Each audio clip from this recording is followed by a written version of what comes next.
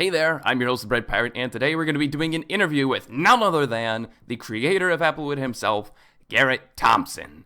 So, what is your name? And if you had to give yourself a title, like an internet title, what would it be? So, my name's Garret. Hi, nice to meet you. I don't know, like, I wouldn't really give myself a title on the internet. Developer, gamer, YouTuber? Renaissance man? Really, at this point, I don't even really like calling myself a game developer, because, I mean, for one thing, like, that's not really what I do with most of my week.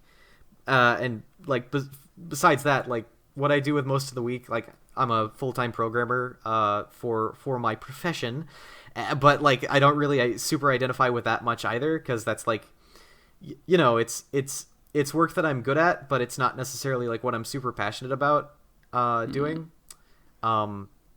Which is just, like, the reality of being a reasonably functional adult in current year. But unfortunately. Yeah, I don't know, Renaissance man sounds kind of braggy, but whenever I'm like... Well, how about jack of all trades? Maybe not sure, as braggy. Yeah, like on my spare time, like, I'm really ADHD with like what I give attention to, so I tend to jump between a lot of mediums and do lots of stuff, much of which like never sees the light of day because it's like crap. But you know, some of it leaks out there. So like my YouTube channel is a product of like multimedia art creation stuff. Even though I don't really know if you could call what I put on that channel art. But it is certainly creative. It's definitely art. So like that sort of approach to like being a creative person, just like do everything, like it doesn't matter what it is, just do it, but also like don't do it all the way, because I'm also really lazy, and so I never like mastered any one discipline. My brother makes fun of me all the time for that. He'll always joke about how I start projects but never finish them. So I tried to prove him wrong this time. I'm gonna finish Applewood. Gosh darn it! Well, I'm glad you will, because like... Well, I did, but I did the 100% run. You haven't finished it yet until this interview is uploaded. Is my thinking. Drat. I mean, as far as the walkthrough goes, yeah, that's Confounded again by done. Garret Thompson. I mean, just like, what can I say? But yeah, no, like that's the like ADHD infused creation process is pretty much the thing that informs my capacity to work on games, since they are so multimedia almost by definition. So like around the time that I got interested in making games, which I was really late into high school at the time, like this wasn't something that I was planning on doing like as a serious enterprise. Oh wait, are you talking about video game development? Yeah. Oh wait. I could segue this. I could segue this into a question. I mean, you know, like, we'll see if we're on the same page here, because okay. Like I'm more so saying like that creative process of just like learning how to do everything made that like a really the transition to like solo developer a really painless and easy thing, because I see where you're going with this. Yeah, at the time I started, like, seriously considering making games, there were a few things that I was shaky on. Like, I wasn't a super good pixel artist, and I wasn't, like, a really super competent musician. I'm still not a super competent musician by any stretch of the imagination. But, I had previously, like, studied animation, and I could draw, like, reasonably well. I understood how to put together something visual, in like at least a functional context, even though like I wasn't super good at any of those things. I was good enough to like be able to produce, and after a certain amount of like prompting from mostly just not finding anyone who could like I could reliably work with, I was pretty much trying to combine all of those things into one like super monolith medium art form thing, whatever it is that I do. And this all predates the YouTube stuff. This was you've been working on games since before YouTube then? Yeah, this was I mean, kind of, sort of, not really, because like I had a bout of YouTube-ism before Learn the Lore, where I like uploaded Pokemon Sprite comics. Listen, I'm not gonna ask you to share that, because I made garbage too when I was really young and I didn't know how to make stuff. I mean, if you want to, but... I mean, like, nah, it's like that's literally all it is. It's just like Okay. I made super lo-fi Pokemon sprite comics ages no. ago, which is actually cool. No, because like that sort of developed in me a deeper appreciation for pixel art and all the work that goes into making that. Because I don't know, like I think Pokemon, like the 2D games have some really underrated sprite work. It's simple, but it's like really effective. Oh yes, and I really appreciate that. Additionally, like modding or ROM hacking the old Game Boy Advance Pokemon games was like that sort of taught me how to organize game engines. So like there are conventions in the code for Applewood that were like literally pulled straight out of Advance Map, which is the software that most ROM hackers would use to like make maps in like Pokemon Fire Red version. I wasn't a ROM hacker for long, but like long enough to sort of like understand the lay of the land, and like as a product of that, that's sort of like has what informed my my 2D workflow going forward. So, yeah, with Applewood, when did you first decide to make Applewood? Yeah, so Applewood came off the heels of I'm sure this is a super common story, but off the heels of a few like failed projects that I just sort of threw away because I lost interest in them. I had completed like some games of note that were kind of super small scale and not ultra noteworthy before then, but Were they ever released? not anywhere that still exists. Like I think I put them in like a temporary online link so I could give them to my friends, but and I think I still have the executables like on my computer or at least on an external hard drive somewhere. Okay, so you had the experience in order to make Applewood, which is good. Yeah. They're not publicly available. So where'd the inspiration for the game come from then? Yeah. I was sort of getting into that. And my main objective was like to make something that I could finish. So it had to be relatively simple.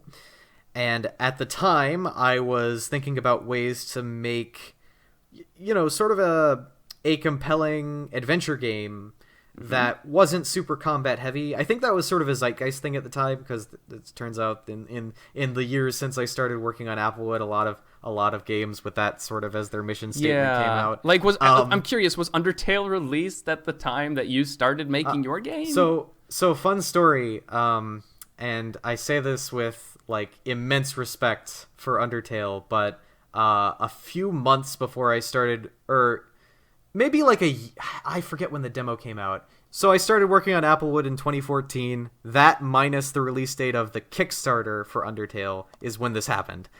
Because at the time I was like a casual, as much of a casual Homestuck fan as you could be. You knew about Homestuck, okay.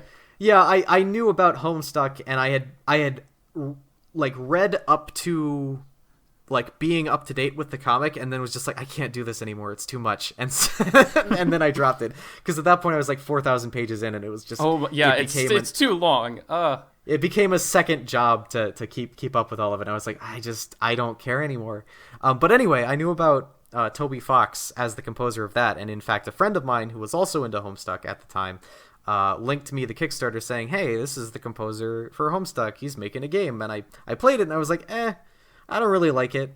It's got random encounters, and I'm not crazy about that.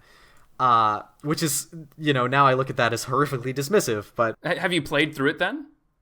I have not played through the entire thing, but I have touched it since then, okay. And I totally understand why it's as popular as it is. And you probably understand why people keep associating your game with Undertale. Yeah, there are certain similarities. To an extent, though, I think that's just Zoomer syndrome. Like, a bunch of people see a cutesy sort of pixel art game that has like a lot of text, and they're like, oh, that's like Undertale, the other game I know about that does that. Yeah. To me that's its own genre, like where the Mother games fall in there, and a lot of Square RPGs fall in there, and but like for a lot of people who are not as immersed in like I guess that's retro stuff now, then the most immediate reference point they have to it is like, hey, that's like Undertale.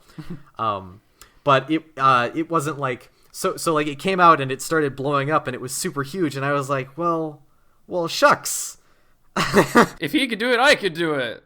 Well, no, not at all, actually. Oh, no. It was immensely discouraging, because I was like, this thing that I thought that was like my thing, you know, I'm going to be the next Daisuke Amaya. I'm doing all this myself. This is my own game that I'm making with no help from anyone else, that has these themes and is exploring these topics and, you know, in a way that's inspired by classic Nintendo games. Haha, I'm so original. Yay. And then this comes out and it gets insanely popular and everyone's like, wow, best game of the past decade.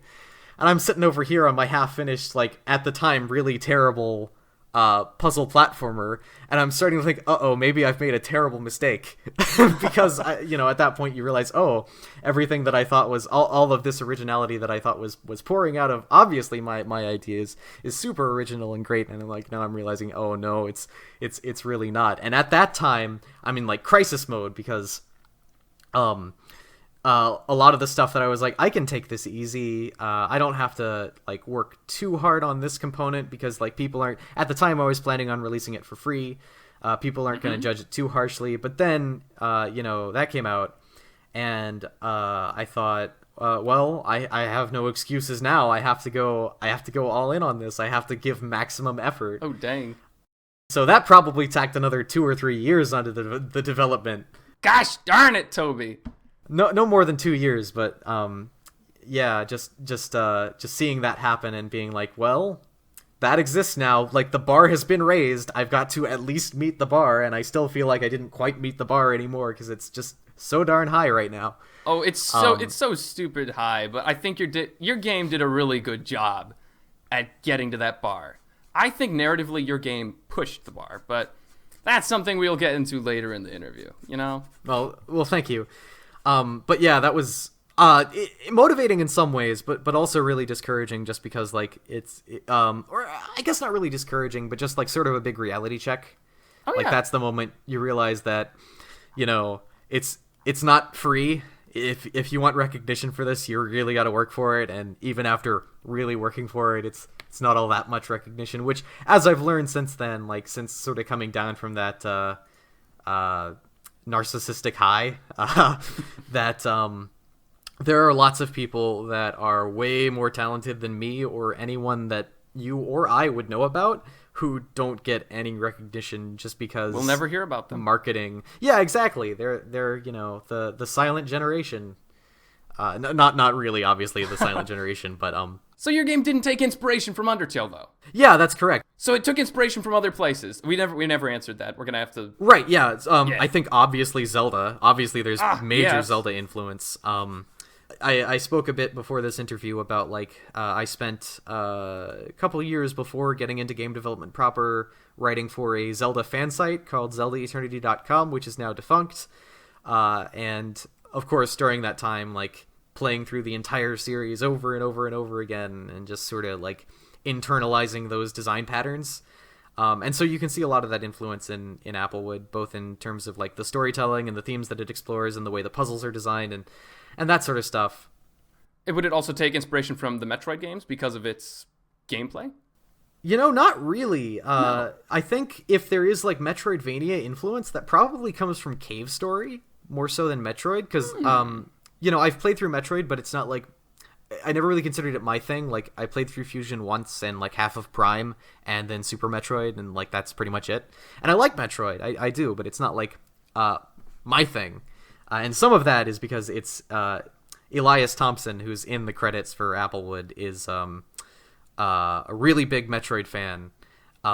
He's in the credits as like promotional assistance, I think, because he went around to like conventions and said, "Hey, you should check out Applewood," and it was a very nice thing for him to do. And of course, like I can't like Metroid now. That's Elias's thing. So you know, like, but yeah, probably the Metroidvania influences would be derived from Cave Story, and there's also some Yoshi's Island and Gargoyle's Quest influences. I've definitely, I know, I see the Yoshi Island references now, or not references, but the inspiration. So you know, it's sort of a hodgepodge of like various like Nintendo games that I've played over the years with ideas that I liked, that I, you know, and I that sort of betrays like my own immaturity as a game designer developer person, in that a lot of the decisions, especially early on, that guided the design of Applewood, they had very little to do with like exploring a cohesive theme or emotional truth or whatever, and more to do with like, this is a thing that I like, which admittedly is what basically everyone does whenever they start in creating something, because obviously you're not going to make something if you just hate it. You're going to try to incorporate a bunch of stuff that you like. But as a result, I think that like there's currently in the game, if I can be like critical of my own output for a second here, there is a unreconcilable disconnect between the mechanics and the story, which is something that I think has become a lot less acceptable in the time since I started working on it to now, where nowadays you see games that are usually a lot more cohesive in that regard. But like the mechanics are very literal, very, very gamey, very game mechanics. Like they don't have, you can't really read into them. They're representative almost entirely.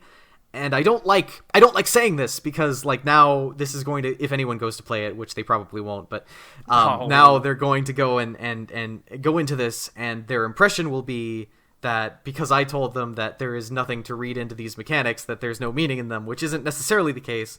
First of all, my word basically has the same amount of weight as yours when it comes to analyzing any work, because death of the author stuff, postmodernism, hooray, current year, but also just because like it's been a hot minute since I designed the vast majority of the gameplay in Applewood, so it's possible that I actually did have some intentions higher than just being representative whenever I made it, and I've just forgotten about them because it's been like 5 years. Oh yeah, true. It's been a really long time since you started. Yeah, it's crazy development cycle. Yeah, for the game, which part of it was the hardest to make then? Which section of the game, I guess, because there are many different biomes, I guess you could say. Yeah, that's difficult. That's really hard because talking about game development, it's weird because like from a player's perspective, you can break Applewood down into roughly 5 parts, those parts being like each zone. But from a development perspective, it's more like there are 3 layers. If that makes any sense. There is the engine layer, which is like shader code and the way data is organized and what your editor tools function like, and that kind of stuff that the player, the audience, never sees. Then there is the like gameplay programming layer, which is like the audience does see it, or more accurately they feel it, because that's like they're interacting with the game through this layer. Then there's like the top layer, which is like the presentation layer, the interface, the art, the music, that kind of stuff. And so it's, as a result of that, it's really difficult to like isolate one component of the game and say, yeah, that piece was the hardest to develop out of all of them. Well, then rather than look at at sections of the game, just what thing about making Applewood was the hardest hill to overcome? Well, that's the part too that makes that question really difficult, because hardest is like, oh gosh, by what measure? Because there were a lot of things that were difficult about it. Even stuff that's like outside of the game itself, just like scheduling my life around finishing the game was a really difficult thing to do. There was like a year-long period in 2017 where I basically didn't work on it because I had no idea, like, not only what to do next, but also like how to working on my game between like looking for jobs or, schoolwork or whatever, or just living, like sometimes you just go through a day and it'd be like, you'd have absolutely, even though you ostensibly did nothing, you'd have absolutely no idea how to fit game development into that day. I solved that by basically being really hard with myself and setting what is in retrospect a completely insane schedule, and probably resulted in me burning out really hard toward the end of the development cycle. Minimum 20 hours of development on the game per week, in addition to working full time. So that was let me think about that. That was Monday through Thursday. Monday through Thursday, I would work 2 hours in the evening. On Tuesday and Thursday, I would work through lunch for 1 hour, and then on Saturday and Sunday, I would work for. How many hours are left now? I feel like I'm missing something. You worked a very long time on it. I feel like it was 5 hours on those days, but then I feel like I'm missing because that was only 6. That was only 6 hours in the week. So there's a missing 4 hours somewhere. I forget where I put those in. No, wait, never mind. That was 2. It was 2 hours per weeknight. So 2, 4, 6, 8, and then 9, 10. Okay, yeah, no, that makes sense. So yeah, 5 hours on Saturday and Sunday. Lots of time spent working on it. I basically didn't go outside for like 2 years. Except for like very brief, I'm gonna go get dinner now, and it was totally insane. I don't recommend it. It really took a toll on me because like in addition, like you get to working on something, and if you're working late at night, then you're sort of in the mindset of working, and that sort of keeps you awake because you have that momentum going. And so like in doing that, after a while I stopped being able to sleep very well at all, and so I was going into work exhausted, dead tired, get headaches in the middle of the day that were just like basically made for a really difficult working environment, and it was miserable. But unfortunately, like I wasn't experienced enough with feeling that way because in college, like I had a more flexible schedule, so I could pretty much develop whenever I felt like. When working full time, because it's a lot more regimented, I didn't have enough experience with living that life in that developing part time in addition to working full time to know what was causing me to feel so bad. So I probably kept doing that at that level of intensity for much longer than I probably should have. Well, I'm glad you were able to get past that. Well, yeah, ultimately. And I think what helped was quitting or leaving my job. Oh, no. That's the wrong message for the audience. Ah!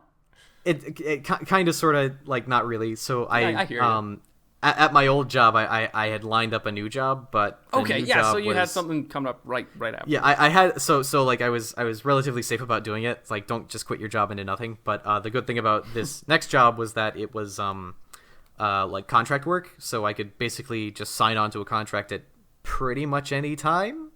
So because I was relatively free at this point, since I wasn't like committed to any contract, I was like, I'm just gonna full-time game dev for a little while. Ooh. And so I spent about 8 months just cranking out the final maybe fifth of the game. Like maybe a fifth of the game got completed in that time. You mean the final boss part, or? I'm sorry, I'm thinking of it the wrong way. Thinking of it the wrong way. Yeah, layers.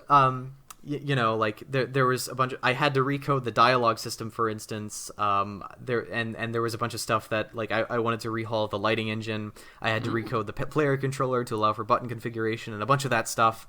I obviously had to do the Steam administration stuff. Just big mess, and I'm really glad that I was able to dedicate 8 hours a day to working on that. I was pretty good at keeping it to 8 hours too, which I know a lot of developers are not very good at that. Like they do tend to work for like 16-hour days. And that's not really me, especially not after working like 6-hour or 60-hour weeks for like 2 years just about. I wasn't like, ultra eager to get into that. I thought it was kind of nice and novel that I was like able to play through the Persona games like during this period. Like wow, able to play this ridiculously long series of JRPGs that I just wouldn't have had time for before. But like that regardless, that kind of stuff. And then after that, like rejoining the workforce was a little bit of a task. Like there was an uncomfortably long period of lag time between gigs, like post launch and then to the next job starting, where I was like, am I gonna starve to death? Realistically not, but that was stuff that I was fortunate enough not to avoid. That period was mostly self-inflicted. I don't want to make it out to like that I like was taking a huge risk, because I kind of wasn't. I was just like waiting for I was being really picky with like the contract that I jump onto. But there was still sort of that anxiety at the end of the period. Yeah. So less technical question. Hopefully, why did you choose an imp to be your protagonist? Why choose Ringo? Imps are cool. I don't know. Like I really like. Well, I mean, like, going back to the point about wanting to make sort of a less combat-oriented game, I knew that I wanted to make, like, a woodland fantasy game because that was sort of, like, I grew up in the wilderness of rural North Carolina, so that setting was sort of something that has always been, like, living in my brain. So, I wanted to explore something to that extent. However, I didn't want to use... I didn't want the protagonist to be, like, a super burly, like, strong guy or like a ultra powerful magic user or anything like that. I wanted him to be kind of a weakling. And to me, that's sort of like what an imp represents. Imps in lore are like usually more mischievous, like pranksters, and I think you see that trait a lot more in Malik than in Ringo. Ringo's a good boy. Ringo's not ultra strong and has to primarily rely on like sneakiness or cleverness to go on his adventure, like to keep himself safe. And so to that end, like I think that sort of skill set lends itself to like being an imp better than a certain number of other fantasy creatures that I could have chosen. But ultimately, the honest answer is that I just think imps are really cool and underrepresented in fiction in general. Honestly, yeah, when I first saw that it was Ringo was like an imp, I was like, I don't know how I feel about that. But then as I played the game, I was like, oh, this works. Yeah. There's this one person that wrote a review for your game, but I don't think they played through the entire thing. They said, they said, and I quote, that you get to play as a gray cat with red wings. And I was like, facepalm. I mean, no, that's fine. Like, people call Ringo a cat, a bat, vampire. Sometimes a vampire. Usually it's like a cat or bat in that nature.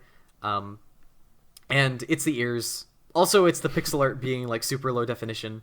But that's the amusing part about it. That's what gives it its character, the low pixelation. Yeah. And that's like something that I wanted to carry over from like the classics that I'm really into, that like keeping that simplistic visual style. Mm-hmm. Like, it's weird describing it as simplistic because people like take that as like a derogatory word, but I mean it in like it's really clean and easy to look at. Oh yeah, and it allows the user to have a bit of imagination with how it looks. Yeah, absolutely. Which is another big thing. Like, I think that's the secret sauce with pixel art, just leaving enough room for imagination that you almost trick yourself into thinking that it looks better than it does. So, in your game, you had a few different references to Zoroastrianism and Norse mythology. What was that added into the game for? Yeah, so I guess we'll go chronologically in order that you encounter these things. Mm-hmm. So I'm not going to front here. The Norse mythology references is entirely for the convenient pun.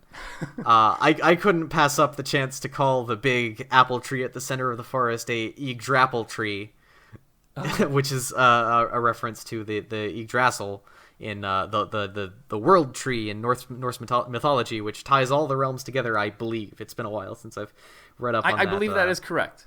Yeah, and I mean, to an extent, that's thematically appropriate, in that this world tree is propping up Ringo's home biome, like, is his world, quote unquote. But primarily, it's just I thought that it was hilarious to call it a Yggdrasil tree because I didn't get the reference until after I was curious. Like, wait, why the heck is a Yggdrasil tree? And then I looked it up and I was like, this guy, he's pulling my leg here. Yeah, and the Zoroastrianism stuff, this was a little bit more thought out and deliberate. So, like, much to my dismay, like, after I had already committed to, like, writing out how these things worked, I then went back and did more research, because a lot of the stuff I was pulling from, like, history courses that I took a couple years ago, or, or pocket reference guides or whatever that were not maybe as detailed as I should have been if I wanted to be, like, exactly historically or culturally accurate. But basically for the around whenever I started planning out Mount Durian, I was like, what this game needs is the opportunity for the player to like influence the story proceedings somewhat. And so when you encounter the two great snakes, spoilers I suppose, wanted to give the player the ability to like choose a side and fight for the whichever snake they feel like they align with more. And so I wanted to maybe from like a world mythology's perspective draw from body of mythology that was less familiar to the audience that I anticipated would be playing the game, being like in the Anglosphere.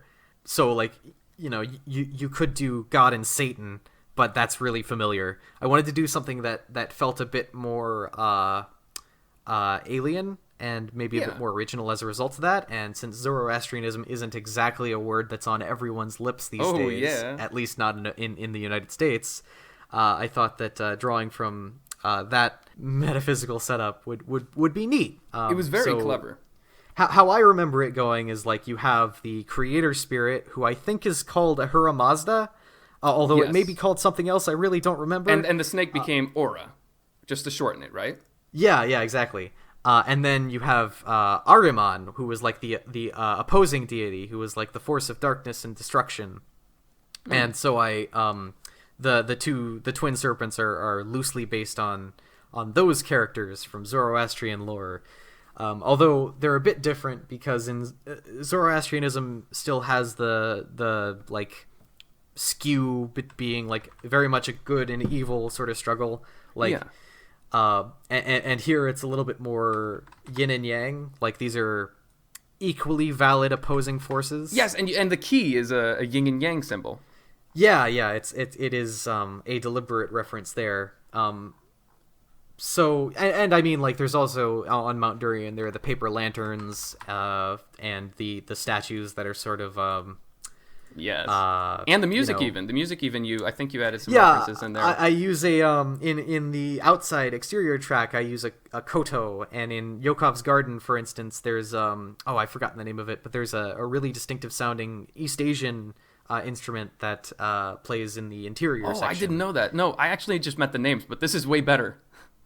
Yeah, and so like a lot of there's also like the guitar sound is like it's like a Turkish I think it's called like an oud. I honestly don't remember, and I feel really bad for that. It's been a while since I arranged that piece. Oh, did you arrange all the music? Yeah, no, I mean that's all me. The only stuff I didn't touch was I did not arrange the boss theme for Spark Knight, and I didn't compose the area tune for Blackberry Lake or the Ghost so you Attack had somebody theme. else help with that, right? Yeah, that was the 8-Bit Moon, who is another friend from the Zelda Eternity days. Good composer. You lucky son of a gun. Well, I mean, I got a lot of stuff from early on in development, but then it became pretty obvious that if I wanted anything, like if I wanted the game to actually be done and have a complete soundtrack, I'd have to do the vast majority of the work myself. But yeah, back to the point. Mount Durian is very much an area that's influenced by sort of a hodgepodge of East Asian imagery culture, or not even East Asian, but just like Asian Eastern culture. That's, I mean, of course, to sort of, again, target audience in the Anglosphere to make it feel like you're traveling to this distant place on your journey, but also just because I think that stuff is really neat and doesn't get a lot of play in or particularly with respect to like the music and instrumentation.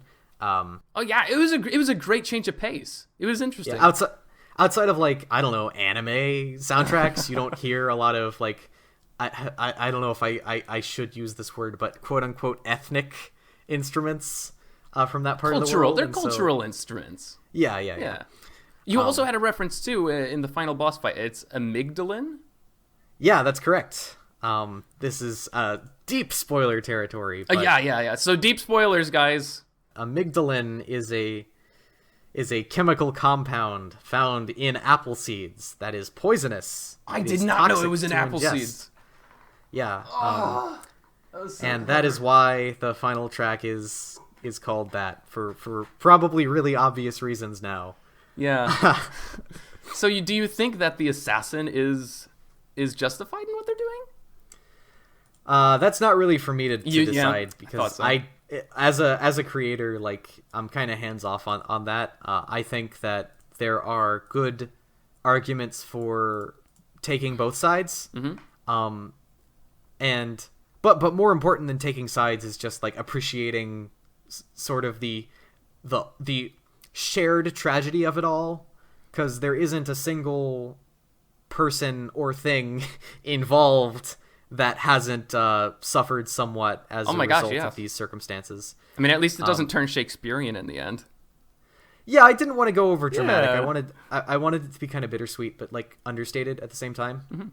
Which is why the staff roll is just a soft piano piece that sort of transitions into something a bit more uplifting. But like nothing grandiose or anything to imply that this story was anything more than what it is, if that makes any sense. Well, actually, speaking of the credits, I noticed that there were 2 characters missing from it. Yeah, and that's because they're dead. No, no, not really. Oh no, Malik okay, you got me worried. I didn't want Pressing Rock to die.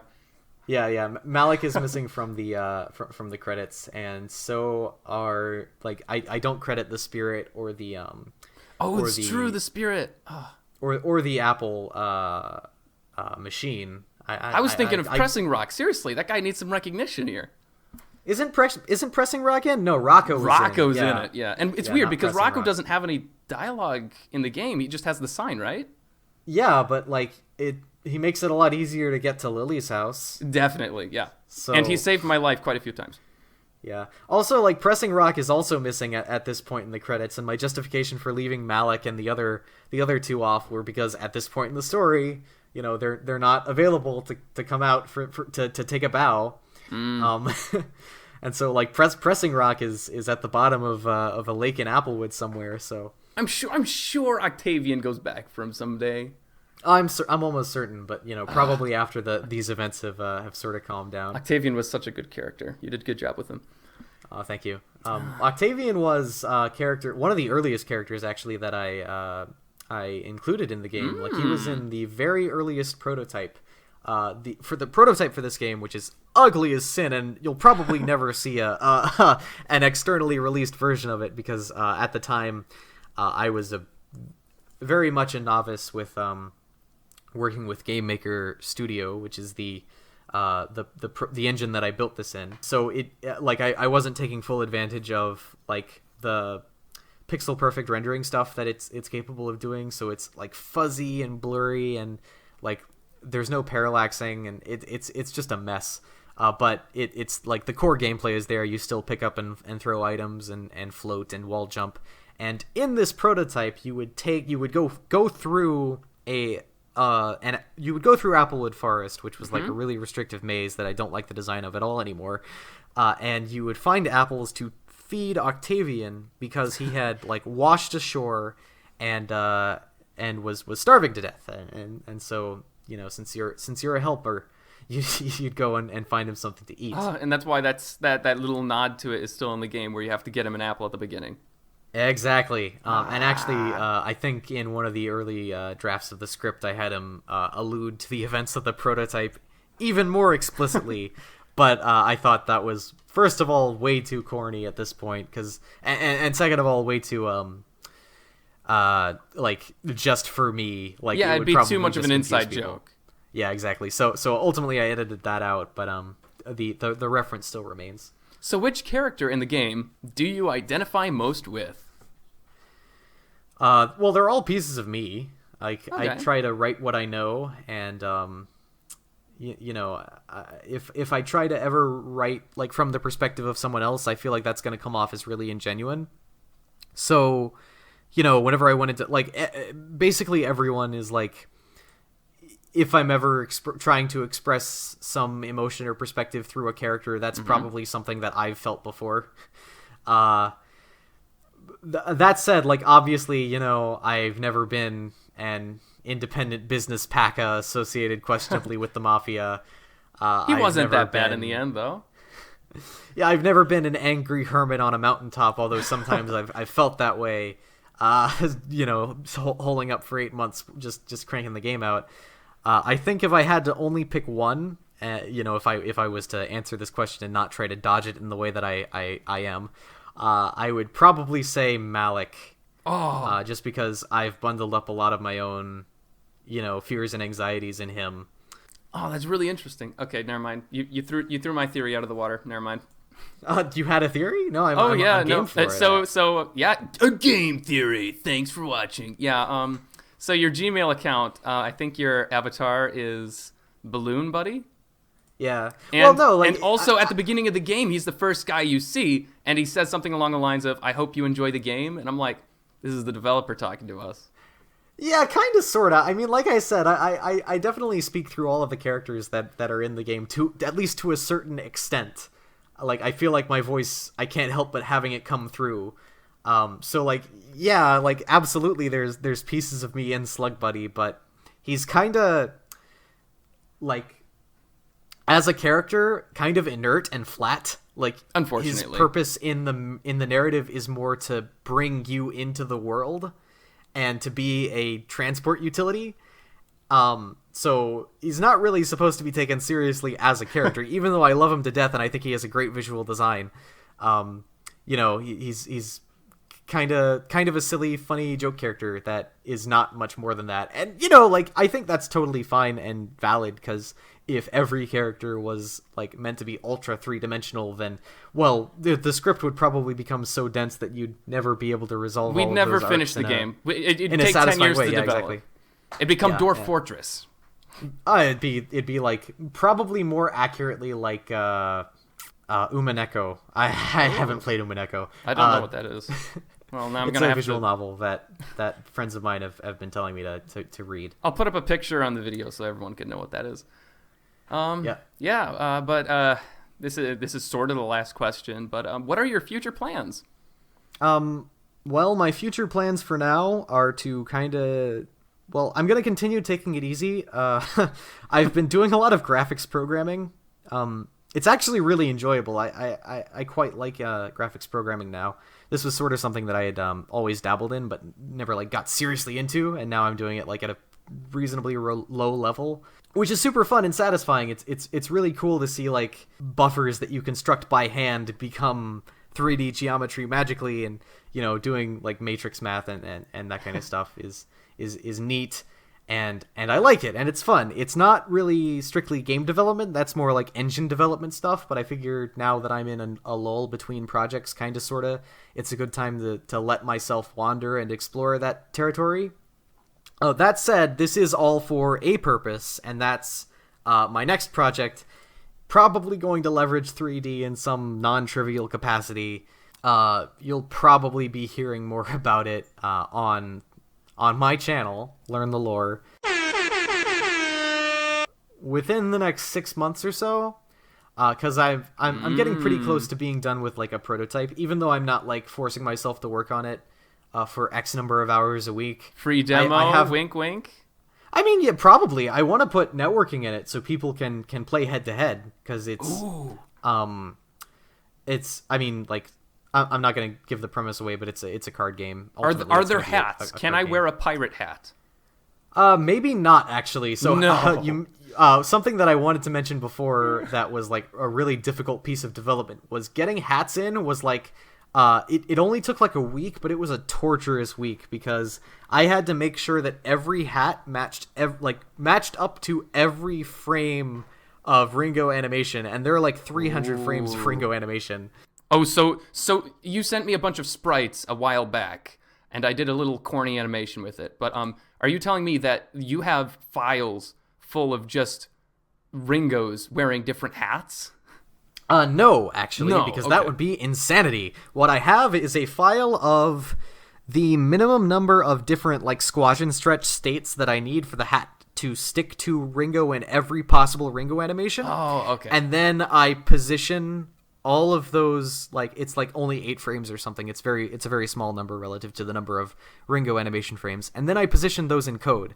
So it's in effect a really huge lookup table that tells you for each frame where the hat needs to go, if in fact you're wearing a hat. It's not the most elegant solution.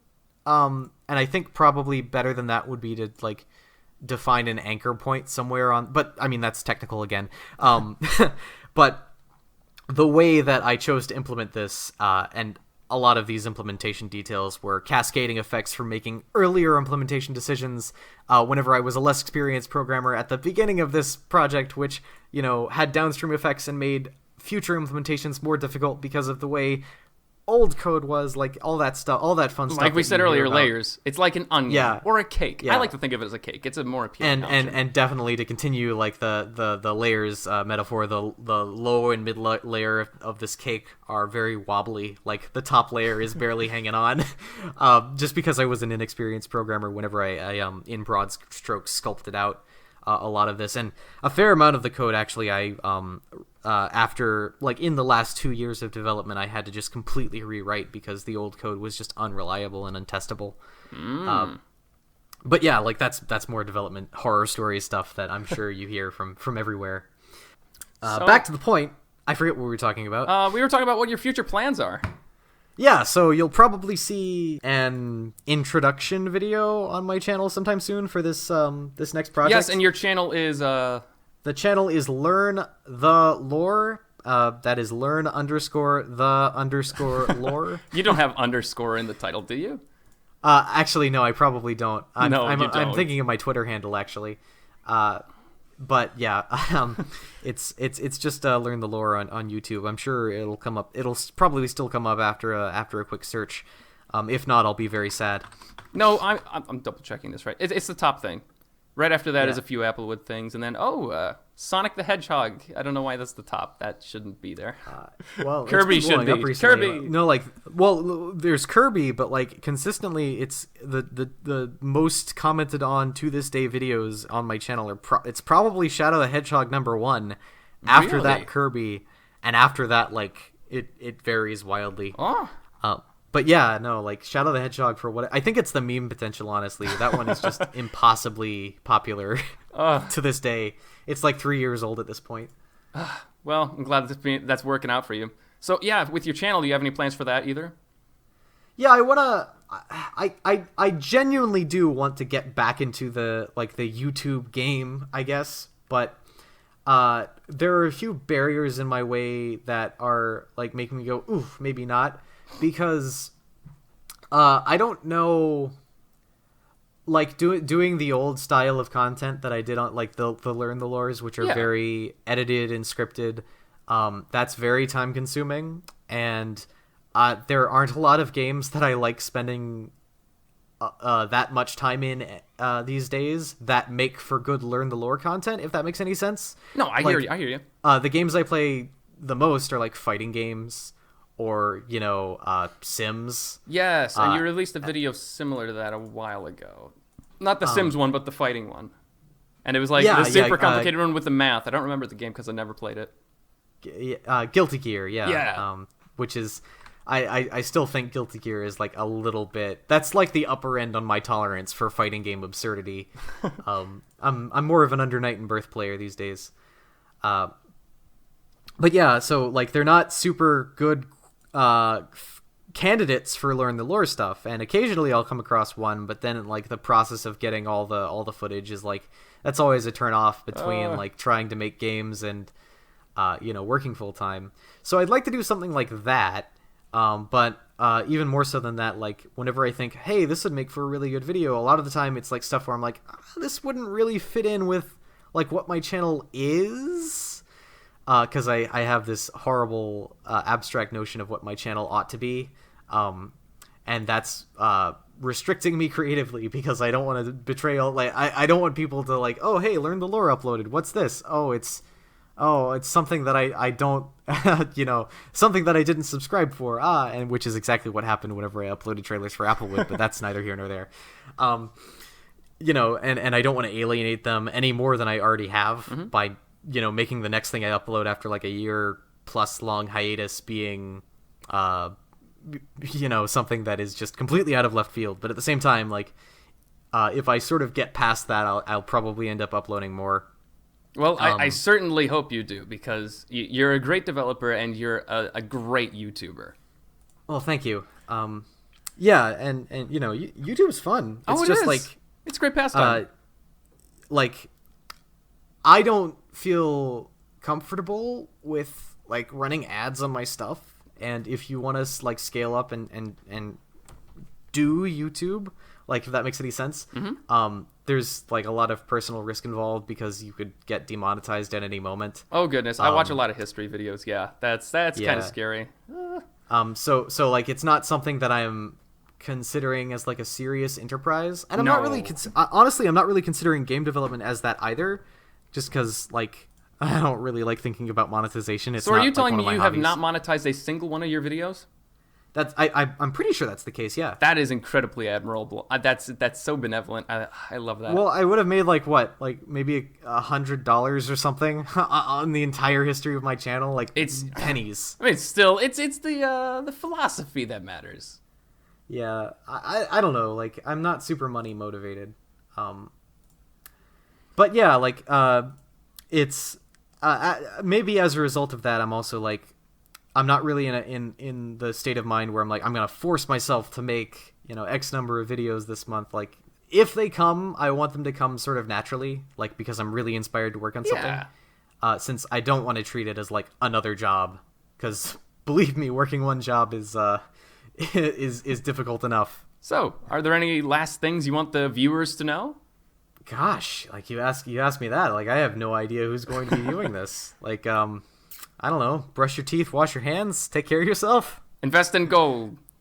Well, I don't know if gold is necessary. Like, the USA dropped the gold standard before I was born, I'm pretty sure, so I'm not sure how valuable gold will be. I guess there's the application in transistors, but I hear Tesla stock is good to invest in. Okay, but, invest in Tesla stock. You heard it from here first. Maybe Thompson. Don't do that, because that comes from r/Wall Street Bets, which is a subreddit that I'm Nope, sure that's what we're ending on. We're ending on invest in Elon Musk. Let's do it. Yeah, sponsored by Elon Musk. I'm open for that. SpaceX is cool. I could use money. Let's pay off tuition. Yay. Yeah. So until I see you guys next time, I'm your host, the Bread Pirate. And I'm Garret. Also known as Learn the Lore. Have fun storming the castle. Yeah, what he said.